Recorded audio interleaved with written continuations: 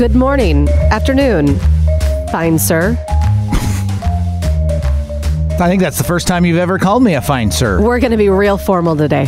How's that? Are we? Yeah. Madam... Don't. Gentleness? Yeah, exactly. I don't know. Sweet and kind. It is. We are recording this the day before Valentine's Day. Yeah. And I am happy to announce that I am taking your advice from earlier in the week, and I'm getting you nothing. Perfect. Seriously. Listen, I gotta stop saying listen.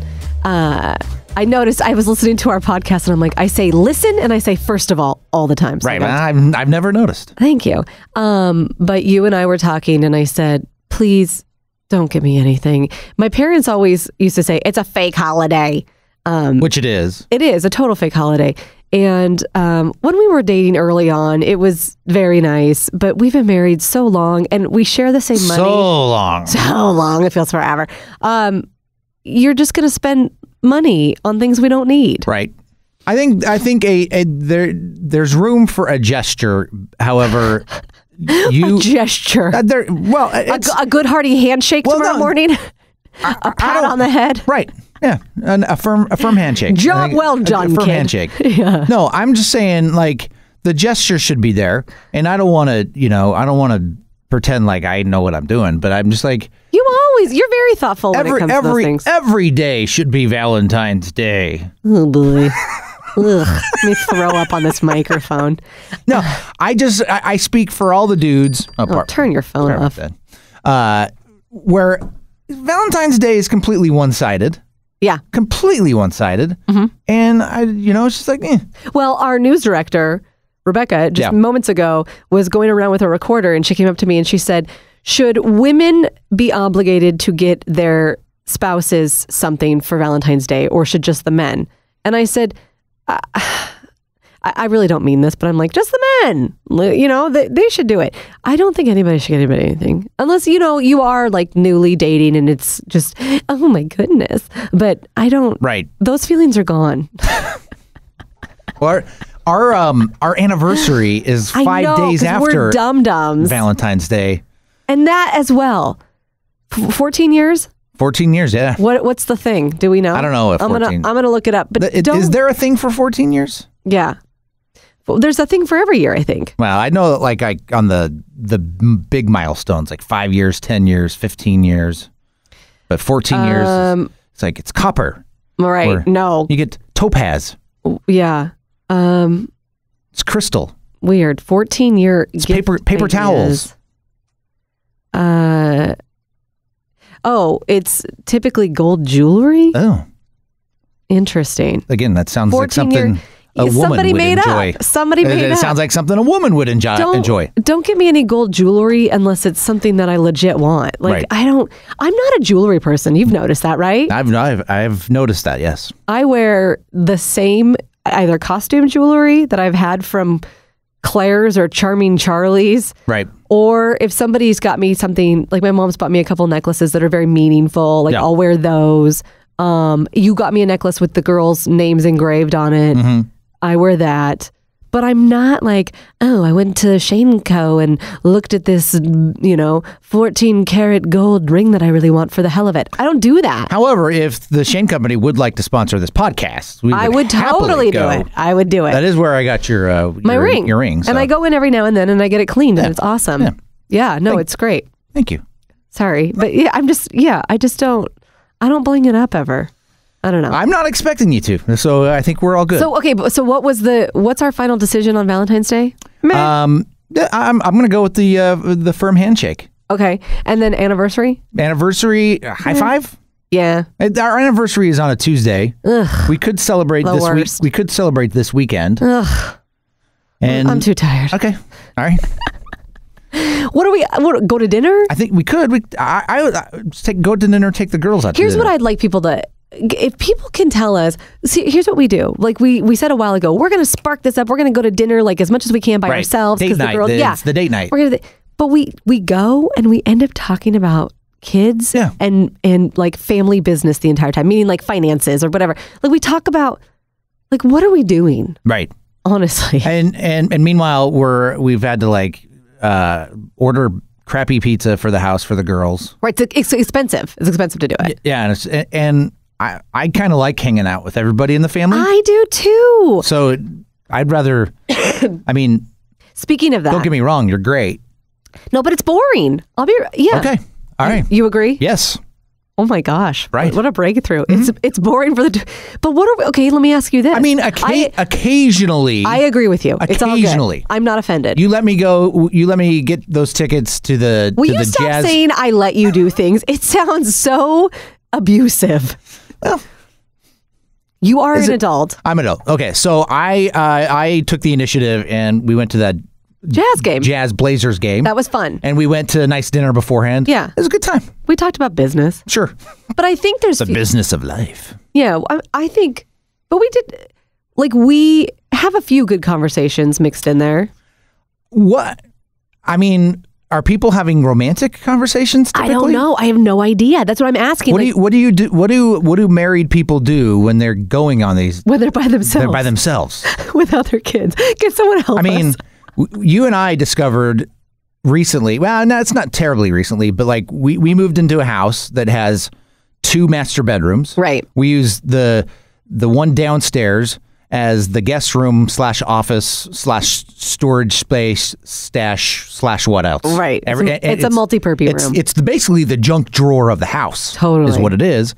But we have also realized that if you're sick, that's where you go. I've been sick lately. You go to the sick room. So I've been quarantined this whole week down there sleeping. Yeah. Or, if you need a good night's sleep, that's where you go. Yeah. Because it's like an ISO chamber. Yeah. It's great. It's in the bowels of the house and there's no sound in there at all. Yeah. It's awesome. It is great. Yeah. It's just cold. Well. But with enough blankets. You're fine. Yeah, you're cool. Right. Yeah, I'd love to know what people talk about. But I'm with you. I enjoy spending time with the girls too. In fact, I was just having this conversation with my friend Angie, and I said, as a full-time working parent, and both of us are, and our kids are in school full-time, and then they have dance, our free time is like gold.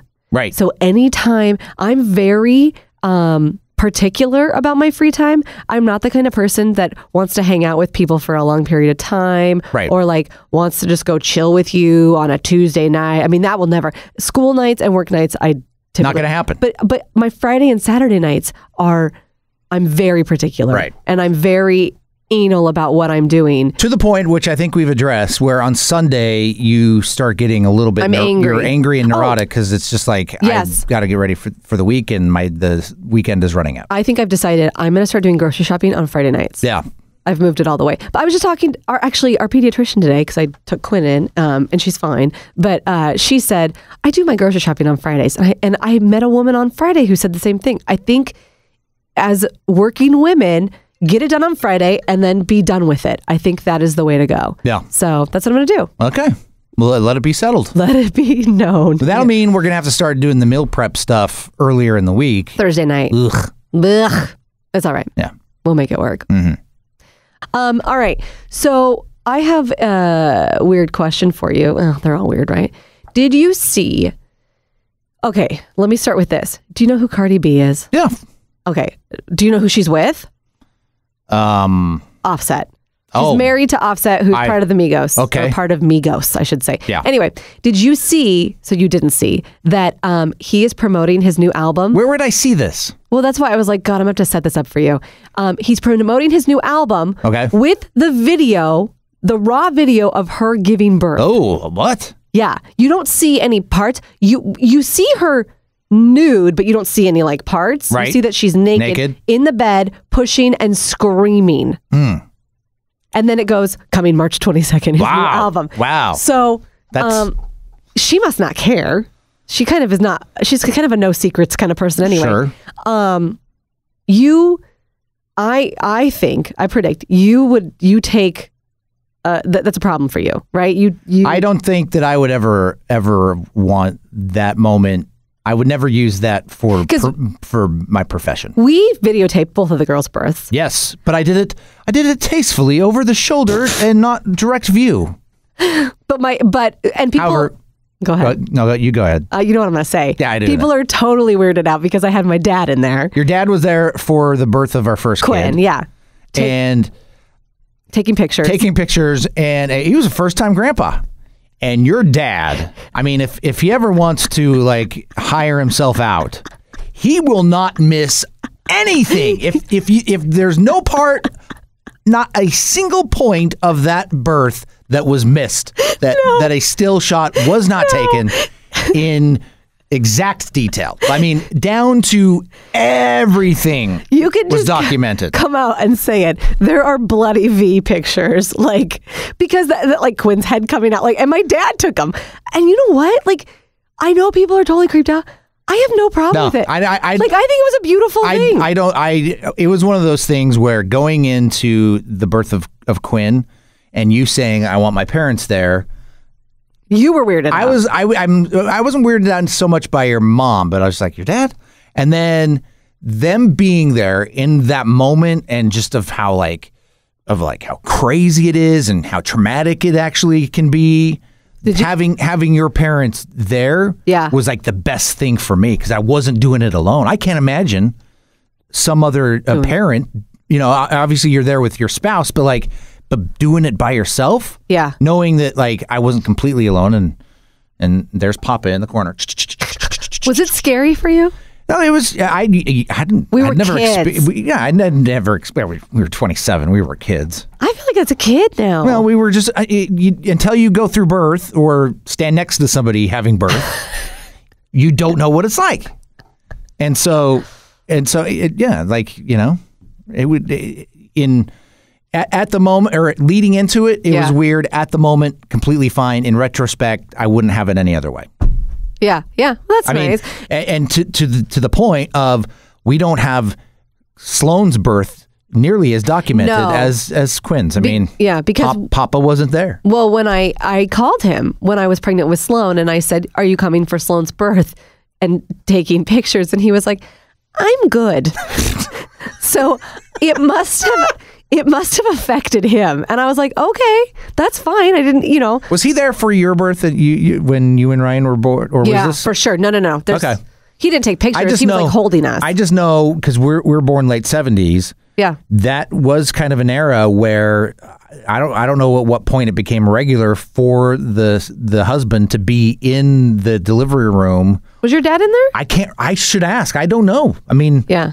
My dad was in there for both of us. I was 7 of 8, so at that point I just like let me know. He's like, I'm playing racquetball. I'll be here in a minute. Yeah. No, I don't know, but again, going back to those videos, I would show them to anyone. Right. Well, I have no issues. Yeah. No, it is. It is part of this whole thing where I think American society has become so over sexualized, where natural things like childbirth, breastfeeding, all this stuff the taboo on it has become so much a natural thing, like a woman having where's the inappropriateness of this? Right. There's no inappropriate. No. Unless you're attaching some sort of right. Well, that's sexualization to it. Yeah, I don't want to piss anyone off, but I've had the conversation before. I loved breastfeeding. Mm-hmm. I loved it. I felt, and here's what I'll tell you. I felt like Mother Teresa. I felt like every time I did it, I had this like feeling, and I know they say this is a normal feeling. Like you have this feeling of euphoria of like, I can feed the children of the world, bring them to me. Like it's this weird Mother Earth, not Mother Teresa. Right. It's this weird Mother Earth feeling you have. Yeah. There was nothing sexual about it at all. Right. But I know people, I had friends who were like, ugh, it creeped me out. I couldn't do it. Well, that's not what your breasts were originally. I mean, they were originally to feed your children, right. So I loved it. And I mean, and I know a lot of women talk about this, even after I was done breastfeeding, like I would have these pangs where you felt like your milk was dropping. And I missed it. I miss it to this day. I miss nursing to this day. Isn't that weird? But I miss the feeling of like the connectedness with your child and like that euphoric feeling of feeling like Mother Nature. I totally miss it. And I know a lot of people experience too, like after you give birth, you have a euphoric high where like you feel like you can do anything. Right. And I think it's your hormones, trying to rebalance themselves or whatever. But like I didn't sexualize any of it. Like I loved it. And why don't you shouldn't. No, you shouldn't. There should be no reason to. Yeah. So anyway, I'm just saying, if you need to promote an album or you need to use You are more than welcome to use my the problem videos. is... They're old The problem is we got into... I bought our first family camcorder, video camera, when mini DVs, so like the micro... It was tape. It was digital tape. Like mini tapes, And those came into popularity like probably a year before just hard drive, saving to a hard drive became the norm. Oh. If only we had waited to have kids. To have kids for a year.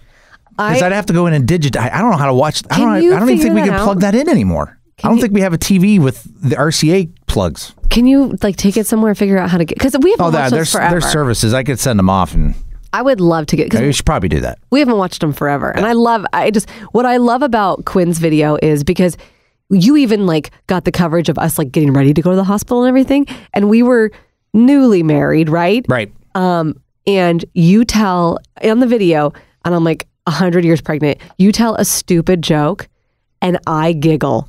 And I'm oh my God. So you watch that now and just oh. This is so early on in our relationship. What was the joke? I can't. We'll have to go back and watch it. I'm going to have to find it. Yeah. Pull that one out. Oh, and I'm oh my God. Now I'd be shut up. Oh. You tell me that I'm not funny? I've told you. It's that story of, remember, so there's, we're very close to a lot of the families at the dance studio. Right. And there's a couple, Mike and Katie, right? And I'm always Mike is hilarious. And Mike and I always rub elbows and we're ah, ha, ha, ha. And right. Katie's really funny too. But I remember telling Katie one day, oh my God, your husband is hilarious. And she goes, no, he's not. And I'm yes, he is. He's so freaking funny. And she's no, Cort's funny. And I'm no, he's not. And she's see, that's the problem. That we live with them. We don't think they're funny, but we think each other's husbands are so funny. At what point in our relationship did I no longer become funny to you? Did you start annoying me? I always have told you, I think you tell dad jokes. Right. And I always roll my eyes because most people know I'm a very blue humor type of person. Right. Yeah. And I'm more Jim Gaffigan. Totally. Brian Regan. Sure. Yeah, you are. Yeah. And I'm more, what am I? Amy Schumer. Amy Schumer. Yeah. Yeah. So whenever you tell one of those jokes, I'm oh God. Pretty sure that's not my delivery. Yeah. That's what you end with. Yeah. I've been actually writing down. The other day I was interviewing a band and I was waiting for the audience to come in. Yeah. We had a little bit of time and I've been keeping notes of if I were to do stand up. No way. Really? I've got them right here. I actually tried them a little bit. Oh my gosh. I got a few laughs and I couldn't tell if it was because of my horrible delivery of the jokes. Okay, well tonight try them on me and the girls. I'll try you want to try it now? No. I don't know that they would work because I have to look back. Are they all Uber? Is it Uber clean shit that sorry. Well, it's that I'm going to roll my eyes at? It's observational. I've got snacking chocolate is one of them. What does that mean? When did we start calling chocolate snacking chocolate? Who calls it that? The bags at the store. I was checking out the other day and this bag said snacking chocolate. What's the deal with snacking chocolate? I think it needs some work, honey. Okay, I'll keep on working on that. Did you see that El Chapo was convicted? On everything. Yeah. So let me ask you this. You have had the luxury, well, I shouldn't say luxury, but you actually enjoyed it. You sat on a jury. Yeah. A jury for 2 days? No, maybe it was 2 days. I think it was 2 days. I think you went in. You're right. It was 2 days. Yeah. And you were I think most of us are just ugh, I got to do this. But then you got in there. It was a pretty heavy case. If I remember, you didn't tell me too much about it. Because even to this day, you feel like you're taking your jury responsibility super serious to the point where you won't tell me about what you guys discussed. No, I can tell you about it. Well, you don't need to now. I'm just saying. So imagine if you were on the jury for El Chapo. No way. I would have. They had people. They had selected people, and they came back and said, "Nope, I'm not doing it." Yeah. I would have said no. I've seen. I think they did it in a way so that he never saw the jury. Oh, they did? Yeah, my understanding is they took precautions to keep their identities as quiet as possible, but I've seen enough TV shows and movies to know it takes one paid off person in the DA's office. You're telling me that he doesn't have enough people out there? He's got like $14 billion stashed away somewhere. He's got enough people out there that can find out who those people are. I would have said no. Well, what's the advantage?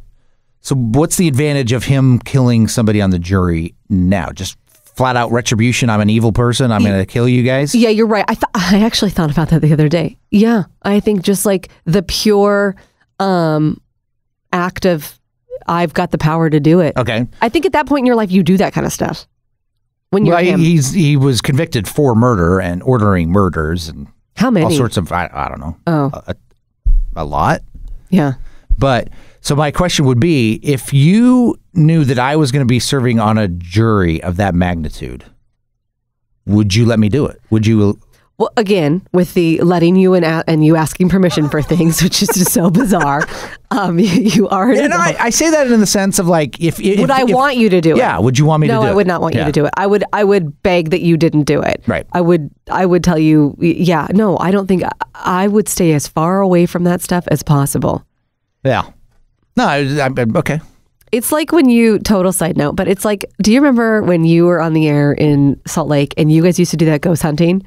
Yeah. And I'd beg you not to go. Right. And I'd be like, you could go to a strip club and spend all of our savings. I would rather you do that than go hunt ghosts because you're going to bring something home. Yeah, you were so freaked out. I was terrified. And then I told you that there was a process we used for the ghost hunting where before we went home, you make an announcement. Thank you for ghost hunting. I'm going home. Please don't follow me. You're not welcome. And you're okay.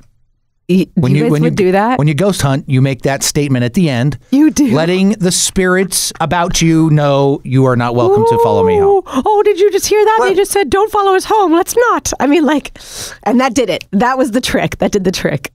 Have I brought a ghost home yet? I don't know.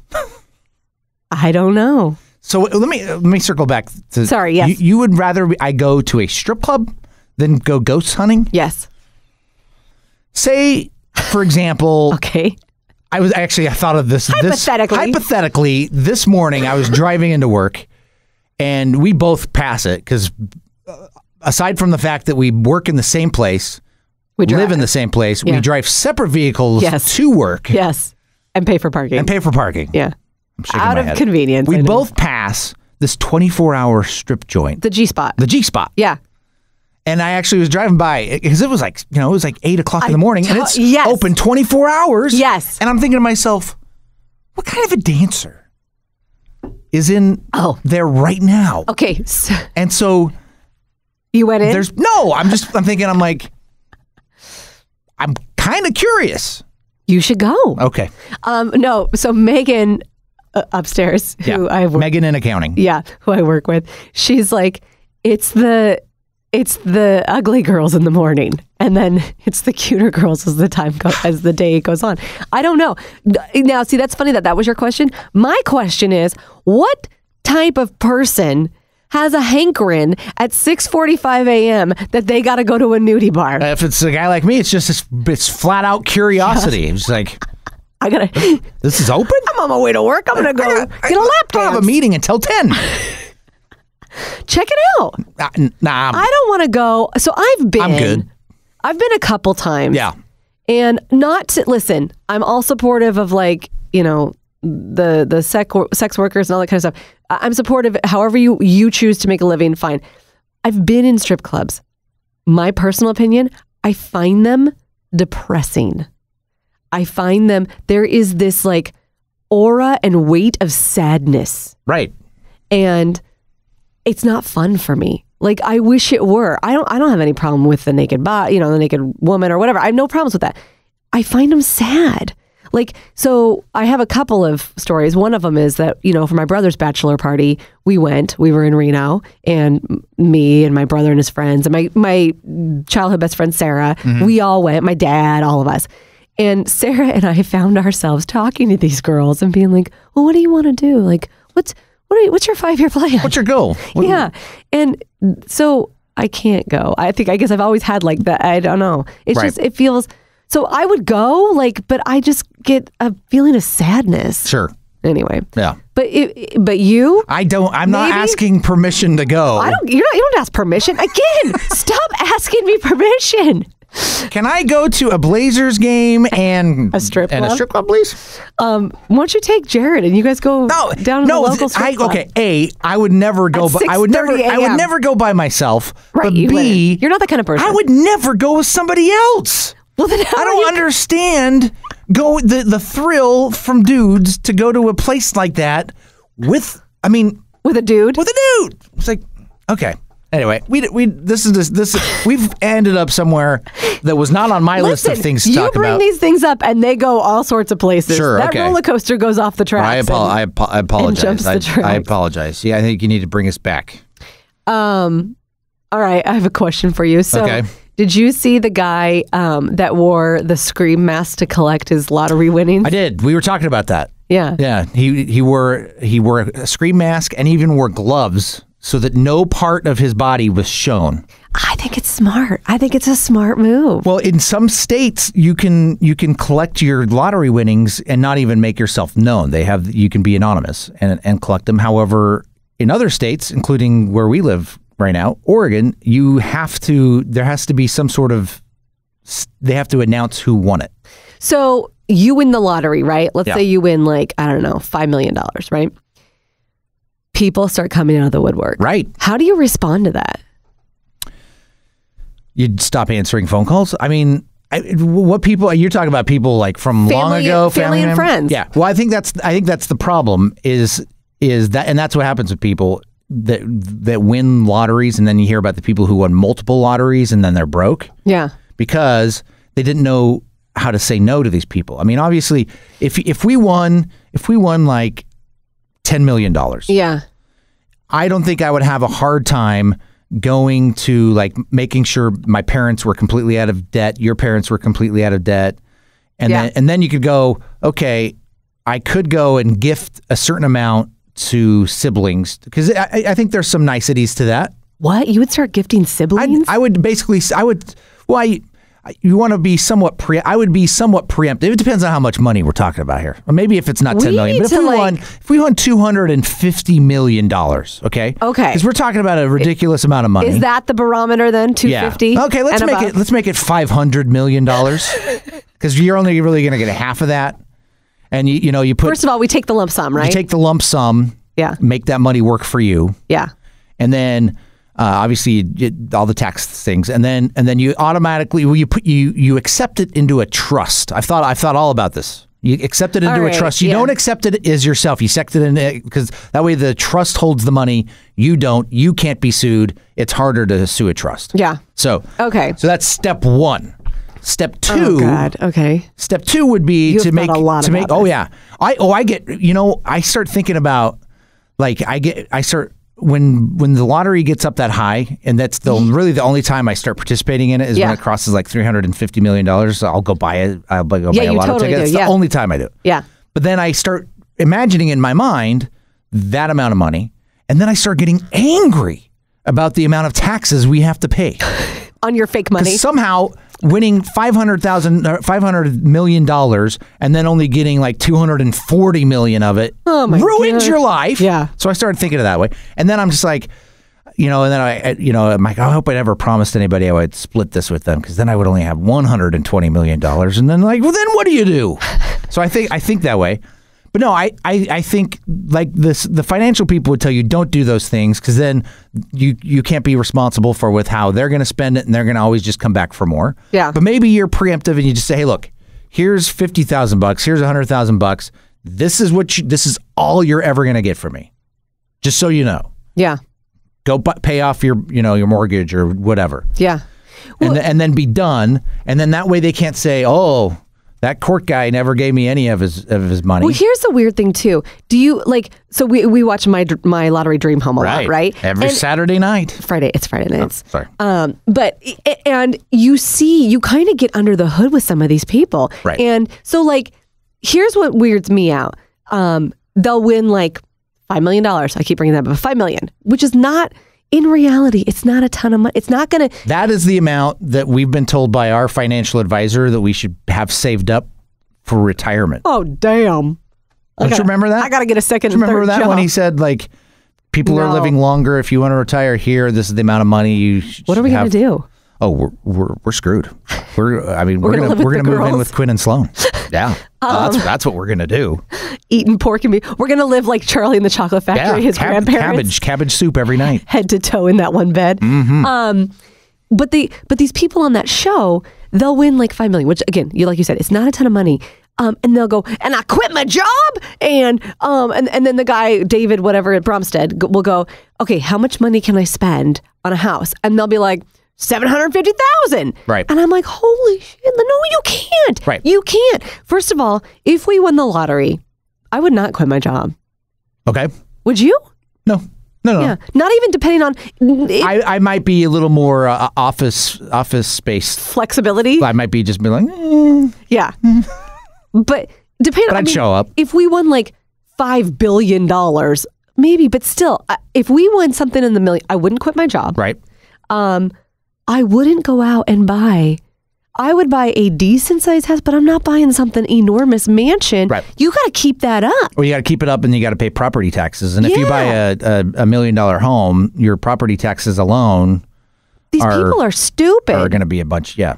Yeah, and so I've never watched that, and I'm like, what are you doing? Like so they've probably been poor with their money in the past, and now they're just going to continue that. Sure. And like you said, do you know what the statistic is that people who win the lottery then are broke eventually? It's pretty high. Because they can't handle their money. Right. They don't know how to handle their money. That's why most things I've read about it is if you do win the lottery, like especially the large amount lottery, is that you should take the annuity payments where you're getting just a payment every month or every year. So for 30 years, they're paying this thing out to you. Because that's the more responsible way to do. You can't burn through it. You don't have it, so you can't burn through it as fast. Yeah. And so you learn to live under a budget. Yeah. But if you are responsible and you've got a financial advisor, because the thing they tell you to do is make the trust, hire a lawyer, hire a financial advisor, take this money and instantly start funding it and just live off the interest. Yeah. But I don't know. We're talking about something that will never happen. If only we had a reason to talk about it. However, I'm feeling pretty good about the HGTV Dream Home. Oh God. I've been doing it every day. Me too. Right. We're not going to win it, dude. It's so funny because after the holidays, every single year they come out with that, and you and I enter every. We're going to do it this year. This is the year. Let's put it out in the universe. We'll manifest it. The secret. Right. We're going to get that dream home. Finally. Where's it at? It's in Montana. All right, cool. Yeah. I'm down. All right. Well, hopefully one day we can win the lottery. I don't know. Or win that house. So did you hear Sloan say the other day, she declared in the back of the car, I want to start eating salads with hard-boiled eggs, and I can't remember. She went on this list. She's like, and then romaine. Oh, wait, no. I can't have romaine because it's extinct. Yeah. And we were like, what? Well, romaine is extinct, so I'll have to use iceberg lettuce, not romaine. And we're like, no, romaine's not extinct. And you had to explain to her. She was thinking about the recall on romaine. Yeah. And how we had to toss out the stuff we had. Yeah. It's becoming extinct. Yeah. And then she continued to describe that salad with the romaine now that it's not extinct. And you're like, it's Cobb salad. Yeah.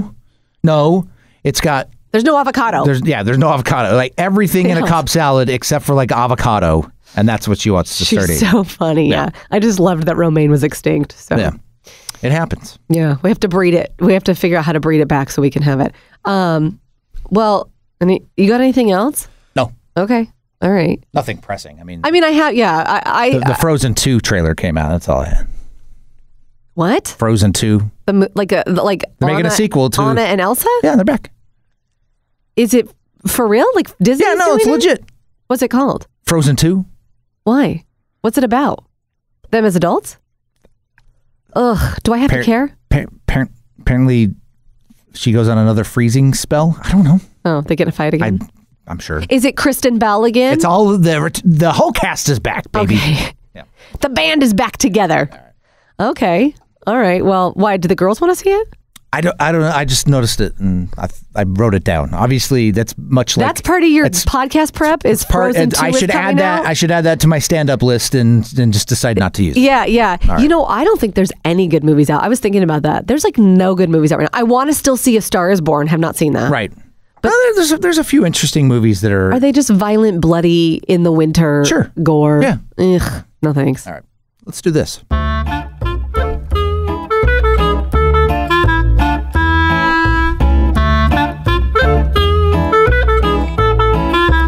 This is the point of the show where you explain to me what I did wrong this week. That's right. Can I set this up so you don't get mad at me? Yeah, go ahead. Good luck. Don't get mad at me. Okay. We've talked about this several times.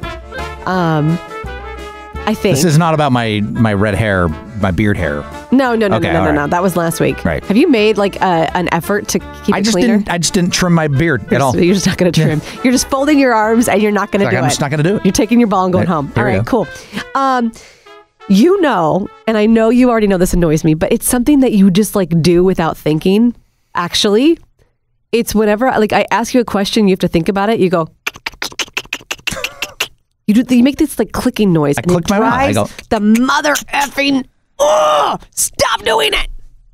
Do really? it. That's do what it. Do it. Is it the? Yeah, you'll go. Well, and I'm like, what is that? What, are you chewing cud? Like, what is going on? It's a crutch. Oh, look, it's awful. Look, it's a crutch. I know. Listen. Yeah. Listen. That's my crutch. It's a crutch. I don't know. I know all your crutches. I don't know why I do it. You also go, near as I can tell, like you're a hillbilly out in the farm. Well, near as I can tell. I come from country folk. Yeah. You come from country folk as well. I come from country folk too. But my grandma used to say, God love it. Yeah. That would be my crutch. Not near as I can tell. What is wrong with me saying near as I can tell? I don't. Near as I can tell. I have never said it that way once. I don't think. Yeah, do I have an accent? When you say near as I can tell? Yeah. Near as I can tell, y'all. Yeah. There's about going to be rain. I don't know that I do the as often as you think. I think I do it more as like a kind of like an audible cue of like, hey. It's no, you don't know. I don't do it that way? It's when you're contemplating something, when you're thinking. Let me think about this. You go. That's me thinking. I want to punch you in the face. Stab you in the heart. Okay, so what? I'm not angry. Okay. I mean, Can you stop doing it now that you recognize it? Sure. Well, I don't recognize that I... You do it often. I did it back to you the other day. I know you did. So then you knew I was stopped annoyed. Me cold. Yeah, you knew I was annoyed. And I thought to myself, what a petty thing for her to be annoyed with. You think everything I bring up is petty. Well, it kind of is. You do, right? Well, hold on. Whoa. Hold on. Okay. Of all the things that I could do, I guess, okay, so I guess maybe if this is the biggest thing that annoys you, then I'm doing things right. I mean, I could be misspending our money. I could be, verbally abusing the children. I could be wasting all of my time in front of the TV. Those aren't like... But if your one gripe for me is that I go, when I think, man, I'm feeling pretty good about myself. Okay. Yes. It's not the one thing. I mean, we don't have enough time to get into all of them. We have this segment every week to talk about the things that annoy me. But let me say this. Every time I bring something up like that to you, which I would, if you came to me and said, Randy, you keep doing this thing where you do whatever it is, fill in the blank, I'd be like, thanks for telling me. I'm going to work on that. But you immediately... I don't know if that's entirely true because... Call me on something. I've told you that when you... No, I don't want to do... I don't... Why? Because it's such a minor thing and... See? You think you immediately go to the petty card. You always go, you're being petty. It's pretty petty. If you're annoyed by it, tell me. Okay. What do I do? I've got a whole list of this. Wait, tell you what it is. You keep a list of things that I annoy you? Oh, yeah, it's right here. So you'll come home at night, and if I have gotten home before you, I've fed the dog, and the dog will eat, and then he'll lap up all his water. Okay, so this will happen. You'll come through the door. Yeah. Put all your stuff down. You're getting situated. The dog has just eaten. He's just drank. He'll drink his entire bowl. He's thirsty. You'll get in, and then you'll look at the bowl, and you're like, there's no water in the dish. Why is nobody feeding this? And that, like, quite literally minutes before, that dog had just drank all that water. Right. How do I know that? Besides the fact that short of you occasionally feeding the dog and occasionally walking the dog, I will admit, I am the sole provider for little Roscoe. I admit that. And sometimes you're not on your game. So, if he's drank all his water, you haven't filled his bowl back up. So again, this is super petty. I didn't want to bring it up. I'm just going to cross that off my list. Wait, do you have a list of things that I do that annoy you? Are we going to do what Randy did wrong? Well, I got. There's a list over there. Maybe next week. Please tell me you started keeping it for the podcast and you're not just keeping it for like your own darkness. Well, maybe. So who's the petty one now, huh? Near as I can tell. It's not me.